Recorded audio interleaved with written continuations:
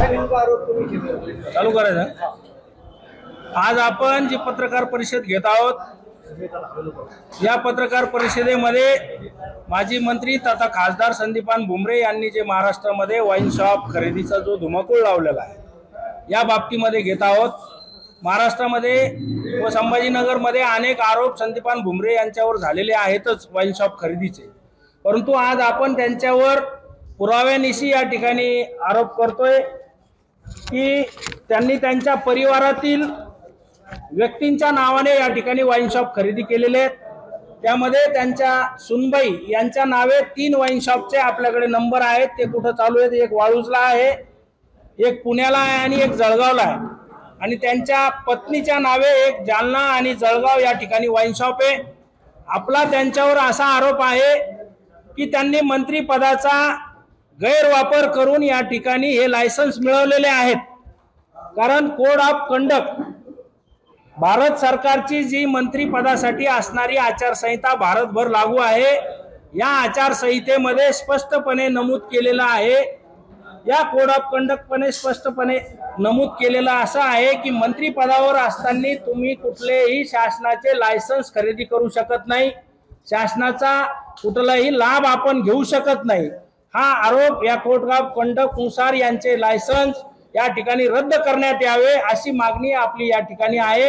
आपण लोक आयुक्तांना याची प्रथम तक्रार दिलेली आहे, पंतप्रधान नरेंद्र मोदी साहेबांना सुद्धा याची तक्रार आपण दिलेली आहे, मुख्यमंत्री महोदयांना दिलेली आहे, लोकसभा अध्यक्षांना दिलेली आहे। या तक्रारीनंतर सुद्धा यांच्यावर कुठली कारवाई जर झाली नाही तर आपण माननीय उच्च न्यायालयामध्ये सुद्धा या बाबतीमध्ये दाद मागणार आहोत।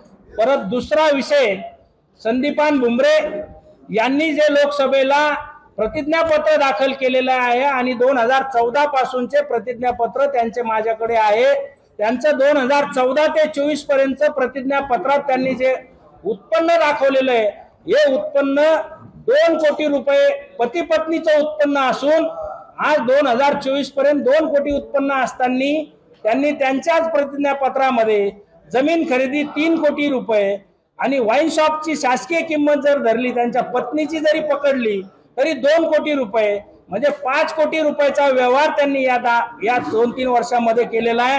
उत्पन्नाच्या विरोधामध्ये 2 कोटीच्या अगेन्स्ट 5 कोटीची प्रॉपर्टी यांनी आणली कुठून, खरेदी कशा पद्धतीने केली, यांच्या खात्यामध्ये कोणाच्या खात्यातून पैसे आले, याचा सुद्धा सखोल चौकशी होऊन यांच्यावर मनी लॉन्ड्रिंगचा सुद्धा खटला या ठिकाणी भरला गेला पाहिजे, ही सुद्धा मागणी आमची प्रामुख्याने त्यामध्ये आहे। त्यांचे पुत्र विलास भुमरे यांचं सुद्धा ॲफिडेव्हिट विधानसभेचे प्रतिज्ञापत्र माझ्याकडे आहे।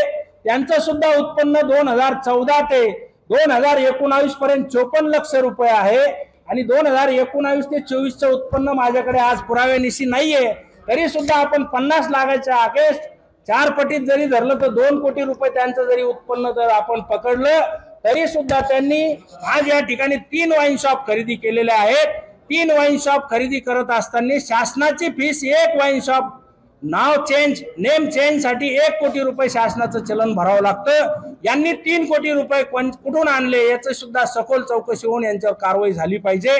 विलास भुमरे यांच्या पत्नी या शिक्षक पेशामध्ये होत्या, शिक्षक पेशा विद्यार्थ्यांना घडत असताना हे अचानकपणे वाईन शॉपच्या व्यवसायामध्ये कसे उतरल्या याची सुद्धा सखोल चौकशी या ठिकाणी व्हावी, यासाठी आम्ही हे सगळं प्रकरण आज आपल्या माध्यमातून जनतेच्या समोर, आपल्या पत्रकार बांधवांच्या माध्यमातून आम्ही उघडकीस करत आहोत। असे अनेक विषय परत यांनी महाराष्ट्रामध्ये खाजगीमध्ये असं म्हटलं जातं यांनी 15-16 लायसन्स घेतलेले, आपल्याकडे 5 लायसन्सची कॉपी आहे।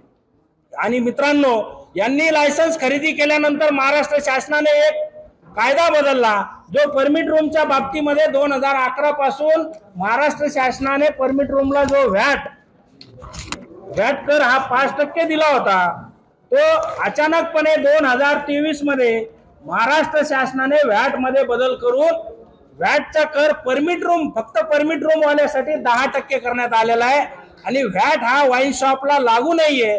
परमिट रूमला दुप्पट कर लावल्यामुळे परमिट रूमचे व्यवसाय जवळपास डबघाईस आलेले, त्या व्यवसायाशी माझं या पत्रकार परिषदेचं घेणं नाही, परंतु यांच्या वाईन शॉपची किंमत वाढवावी, यांच्या वाईन शॉपचा जास्तीचा खप व्हावा, यासाठी यांनी मंत्रिपदाचा गैरवापर करून शासनाची पॉलिसी सुद्धा बदलण्याचं काम या ठिकाणी केलेलं आहे, असा माझा त्यांच्यावर स्पष्टपणे आरोप आहे।